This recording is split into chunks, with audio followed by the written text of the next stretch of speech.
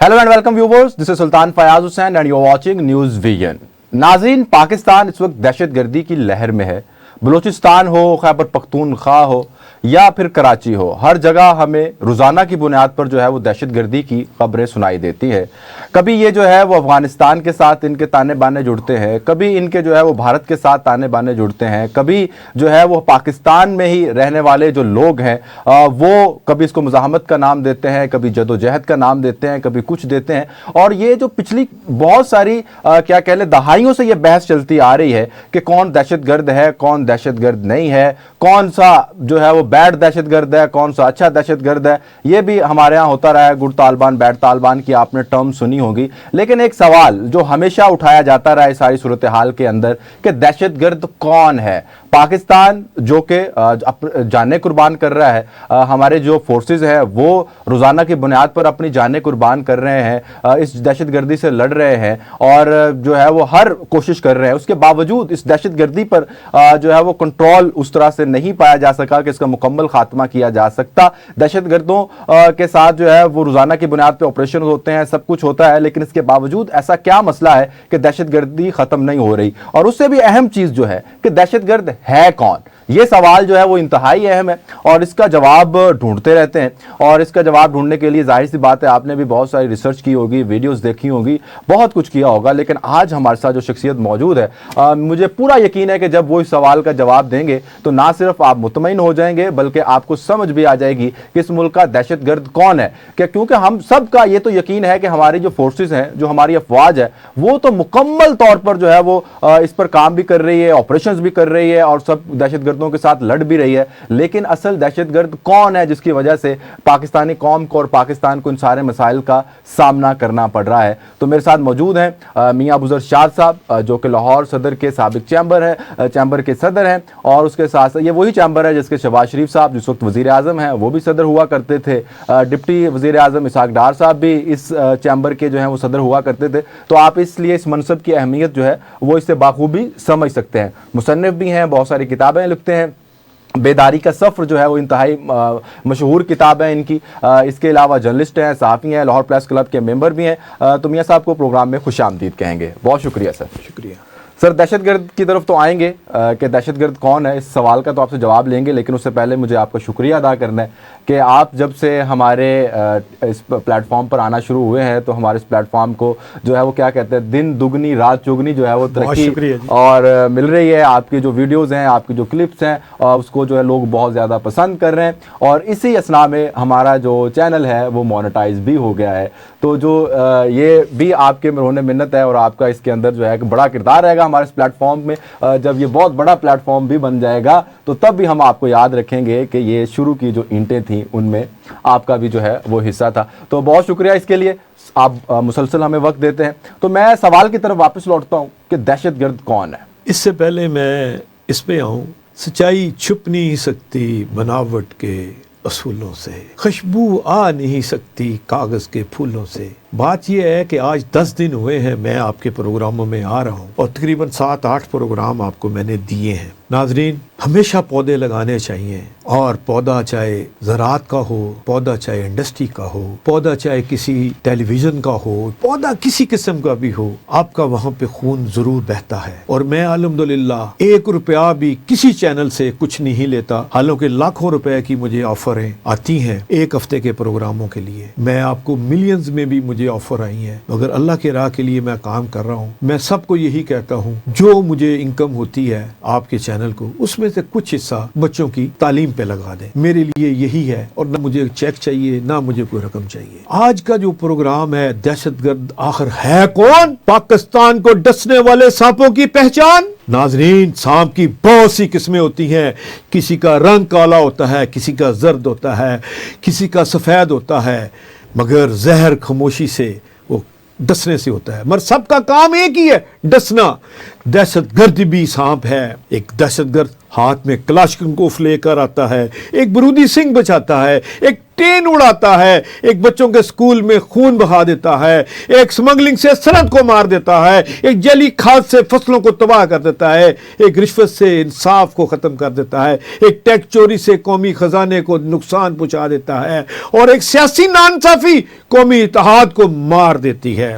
چہرے مختلف ہیں، لباس مختلف ہیں، طریقے مختلف ہیں، مگر زہر ایک جیسا ہی ہے۔ پاکستان کو کمزور کرنا، عوام کو خوف زدہ کرنا، معاشرت کو برباد کرنا اور ریاست کی بنیادیں کاٹنا قانونی طور پر دہشت گردی کی ایک خصوصی قسم ہے۔ تشدد، خوف یا دھمکی کے ذریعے ریاست یا عوام کو سیاسی، مذہبی، ریاتی مقصد کے لیے مجبور کرنا، کسی فرد کو قانونی طور پر دہشت گرد قرار دینا عدالت کا اختیار ہے، اور قومی اور اخلاقی اعتبار سے سوال کہیں بڑا ہے۔ جو شخص، گروہ، مافیا، ادارہ یا بیرونی طاقت جان بوجھ کر پاکستان کی جان، مال، آئین، معاشیت، صنعت، زراعت، پانی، سیاست، انصاف، وہ قومی وحدت کو تباہ کرے، تباہی کا کردار لیے پھرتا ہے، وہ دہشت گرد ہے۔ یہ خون آلود سفر کہاں سے شروع ہوا؟ پاکستان میں تشدد، مسلح گروہوں کی تاریخ پرانی ہے، مگر موجودہ دہشت گردی کا بڑا باب 1979 کی افغان جنگ سے کھلا۔ سوویت یونین افغانستان میں داخل ہوا، امریکہ نے روس کو شکست دینے کے لیے پاکستان کو اگلی صف کا مورچہ بنایا۔ جنرل ضیاء الحق کے دور میں ڈالر آئے، اسلحہ آیا، غیر ملکی جنگجو آئے، تربیتی کیمپ بنے، کلاشن کوف کلچر ہمارے شہروں اور دیہاتوں تک پہنچ گیا۔ روس واپس چلا گیا، امریکہ بھی اپنے مفادات سمیٹ کر چلا گیا، مگر پاکستان کے حصے میں کیا آیا؟ کلاشن کوف، منشیات، فرقہ وادیت، مسلح جتھے، انتہا پسندی اور ایک ایسی جنگی معاشیت جس کی قیمت آج بھی پاکستانی ادا کر رہے ہیں۔ ناظرین، پھر 2001 آتا ہے، افغانستان ایک مرتبہ پھر عالمی جنگ کا میدان بنا، پاکستان دوبارہ فرنٹ لائن پہ آیا، ریاست بن گیا۔ جنگ افغانستان میں تھی، مگر اس کا بارود پاکستان کے بازاروں، مسجدوں، امام بارگاہوں، اسکولوں، پولیس چوکی، فوجی تنصیبات اور جنازوں میں پھٹا۔ ناظرین، پاکستان دہشت گردی کے خلاف جنگ میں تو 1000 سے زیادہ جانیں قربان کر چکا ہے۔ یہ صرف ایک عدد نہیں، یہ تقریباً 90,000 گھروں کے چراغ، یعنی کہ کم از کم 10 لاکھ لوگوں کے آنسو بہہ گئے، تو ہزاروں خاندانوں کی ٹوٹی ہوئی زندگیاں ختم ہو گئیں۔ ہم 10 لاکھ لوگ کو دیکھیں، پشاور کے بچوں کا خون۔ دسمبر 2014 کو پشاور کے آرمی پبلک سکول پہ حملہ ہوا، بچے کتابیں لے کر سکول گئے تھے، واپس بستوں میں کتابیں نہیں، تابوتوں میں لاشیں آئیں۔ 140 سے زیادہ میرے بچے شہید ہو گئے، جن میں بڑی تعداد ان بچوں کی تھی۔ کسی نے ڈاکٹر قدیر بننا تھا، کسی نے قائد اعظم بننے کا خواب سوچا تھا، کسی نے علامہ اقبال بننا تھا، کسی نے اس ملک کے لیے عاصم منیر جیسے جنرل پیدا کرنے تھے، مگر اس روز دہشت گردوں نے صرف طلبہ کو نہیں مارا تھا، انہوں نے پاکستان کے مستقبل پہ گولیاں چلائی تھی اور نہتے بچوں کو شہید کر دیا۔ جو دشمن بچوں کے بستوں سے ڈرتا ہو، وہ جانتا ہے کہ تعلیم اس کے بارود سے زیادہ طاقتور ہے۔ مگر سوال آج بھی قائم ہے، اس حملے کے بعد بنائے گئے قومی ایکشن پلان میں کتنا رد عمل ہوا؟ دہشت گردوں کی مالی معاونت کون کر رہا ہے؟ کہاں سے ہو رہی ہے؟ نفرت انگیز نیٹ ورک کے خلاف کارروائی کہاں تک پہنچی؟ کیا بچوں کے خون کا سبق سیکھا گیا، یا سالانہ تقریب میں شمع روشن کر کے ذمہ داری پوری سمجھ لی گئی؟ جعفر ایکسپریس کی طرف آ جائیں، ریل کی پٹری پر ریاست کا امتحان ہوا۔ بلوچستان میں جعفر ایکسپریس کو نشانہ بنایا گیا، ریل کی پٹری اتار دی گئی، مسافروں کو یرغمال بنایا گیا اور ریاستی ریٹ کو للکارا گیا۔ یہ حملہ صرف ایک ٹرین پر نہیں تھا، یہ پاکستان کی نقل و حرکت، عوام کے اعتماد اور ریاستی اختیار پر حملہ تھا۔ جب ریل کی پٹری اٹھتی ہے تو صرف بوگیاں نہیں الٹتی، ریاست کی ریٹ بھی سوالوں کی پٹری سے اترتی ہے۔ بسوں سے مسافر اترا کے شہید کر دینا، بلوچستان میں بار بار مسافر بسیں روکی گئی، شناختی کارڈ چیک کیے گئے، بے گناہ مسافروں کو گاڑیوں سے اتارا گیا اور شہید کر دیا گیا۔ یہ کیسی جنگ ہے جس میں مزدور، طالب علم، ڈرائیور، مسافر دشمن قرار پاتے ہیں؟ یہ سوالیہ نشان ہے۔ یہ کیسا نظریہ ہے جو بے گناہوں کے خون سے آزادی کا راستہ تلاش کرتا ہے؟ کیا آزادی ایسے ملتی ہے؟ جو بندوق، شناختی کارڈ پڑھ کر گولی چلائے وہ آزادی نہیں، وہ انسانیت کا جنازہ نکال دیتی ہے۔ بلوچستان میں فوج، پولیس، ایف سی اور عام شہری مسلسل دہشت گردی کا نشانہ بن رہے ہیں۔ میں یہاں field marshal general Asim Munir صاحب صاحب اور وزیر اعظم کی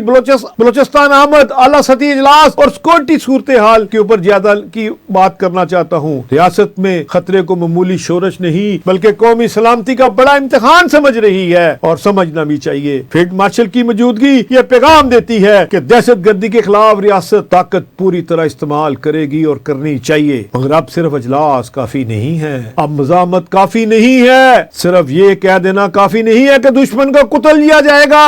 اصل سوال یہ ہے اسلحہ کہاں سے آیا، پیسہ کس نے دیا، تربیت کس نے کی، سرحد پار پناہ کون دے رہا ہے، اندر راستے کس نے کھولے، انٹیلیجنس کو پہلے خبر کیوں نہ ہوئی۔ پاکستان بار بار بھارت پر بلوچستان میں دہشت گردی نیٹ ورک کی پشت پناہی کا الزام لگا چکا ہے۔ کلبوہن یادو کا معاملہ بھی اس بڑے سے سوال کی طرف اشارہ کرتا ہے، کیا دشمن صرف سرحدوں پر نہیں اندرونی کمزوری کو استعمال کرنے کا بھی حملہ کرتا ہے؟ اگر ثبوت موجود ہے تو صرف یس کانفرنس کافی نہیں ہے۔ بینک اکاؤنٹ سامنے آئے، فون ریکارڈ سامنے آیا، اسلحے کا راستہ سامنے آیا، تربیتی مرکز سامنے آئے، اور دنیا کے بڑے دارالحکومتوں حکومتوں میں مکمل قانونی مقدمہ پیش کیا جائے۔ دشمن کو تقریر سے نہیں ثبوت کی زنجیر سے پکڑا جاتا ہے۔ ساتھ ہی یہ بھی یاد رکھنا ہوگا کہ ہر ناراض بلوچ دہشت گرد نہیں۔ بلوچستان کا سیاسی زخم لاپتہ افراد، مقامی روزگار، معدنی وسائل، حصہ، تعلیم، صحت، انصاف کے مطالبات بھی حقیقت ہیں۔ فیلڈ مارشل عاصم منیر صاحب کی قیادت میں دہشت گردوں کے خلاف کارروائی ضروری ہے، مگر سیاسی ناراضگی کے لیے مذاکرات، انصاف اور ترقی کا دروازہ بھی کھولنا چاہیے۔ کوئی دہشت گرد کو مار سکتی ہے، احساس مرومی کو نہیں۔ دوبارہ بول دیں، گولی دہشت گرد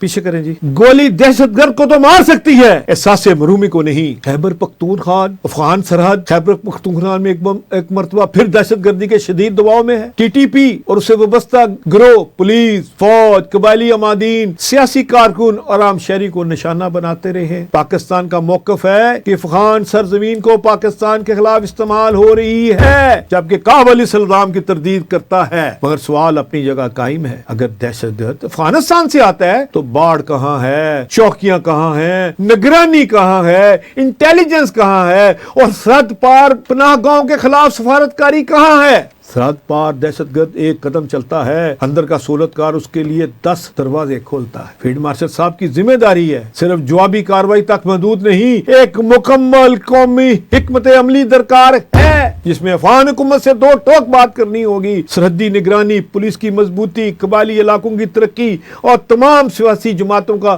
اتفاق بہت ضروری ہے۔ بھارت اسرائیل اور پراکسی جنگ، بھارت اور اسرائیل کے درمیان غیر دفاعی، انٹیلیجنس، ڈرون، سائبر اور نگرانی کے تعلقات موجود ہیں۔ پاکستان کے خلاف کسی مخصوص حملے میں اسرائیل کا براہ راست کردار عوامی طور پر ثابت نہیں ہوا، مگر یہ سوال ضرور اٹھتا ہے کہ اب بھارت اسرائیلی ٹیکنالوجی، انٹیلیجنس، صلاحیت کو پاکستان کے خلاف استعمال کر رہا ہے؟ یہ ایک سوال ہے۔ کیا بلوچستان، ایران، افغانستان، خیبر پختونخوا کسی نیٹ ورک ایک بڑے علاقائی منصوبے سے جڑے ہوئے ہیں؟ یہ بھی ایک سوال ہے۔ کیا پاکستان کو فوجی، سیاسی، معاشی طور پر بیک وقت پر دباؤ میں لانے کی حکمت عملی بنائی گئی ہے؟ اسرائیل کا نام محض نعروں کے لیے نہیں، ثبوت کے لیے لیا جائے۔ تعلق ہے تو دستاویزات سامنے آئے، اگر ثبوت نہیں تو ریاست تحقیقات کرے اور قوم کو افواہیں نہ دی۔